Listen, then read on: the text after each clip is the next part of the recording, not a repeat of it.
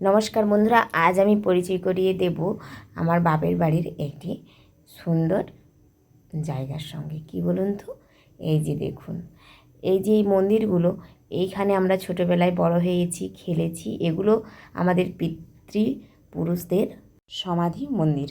মানে আমাদের এখানে প্রত্যেকের বাড়িতেই মারা যাওয়ার পর এভাবেই তাদের মন্দির করে দেওয়া হয়। সেরকমই আমার বাবার দাদু ঠাকুমা, আমাদের দাদু ঠাকুমারা প্রত্যেকেরই এই মন্দিরগুলো, প্রত্যেকেই স্বামী স্ত্রীর পাশাপাশি করেই মন্দিরগুলো রয়েছে।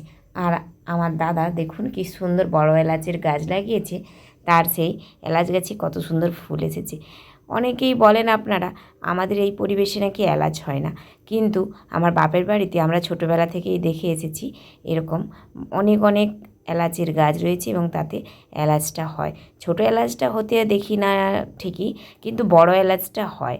আর কাঁঠাল গাছগুলো তো দেখালাম আপনাদের, কি পরিমাণে কাঁঠাল হয়ে রয়েছে দেখুন। মানে এতটাই কাঁঠাল হয়েছে যে গুণে শেষ করা যাবে না।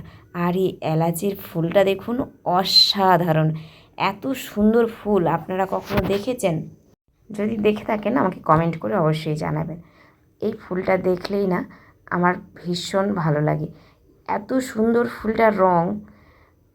আরেকটা ফুলও আমার খুব প্রিয়, সেটা হচ্ছে কলা ফুল।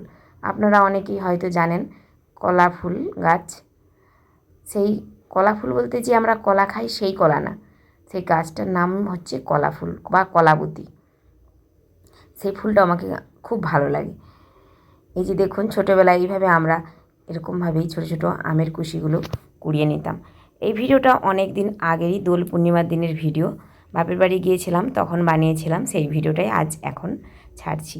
এখন আম কাঁঠালগুলো অনেকটাই বড় হয়ে গিয়েছে, আর কয়েকদিন পরে পাকা আম পাকা কাঁঠাল মমো করবে পুরো বাগানটা। আমার বাপের বাড়িতে প্রচুর প্রচুর ফলের বাগান রয়েছে।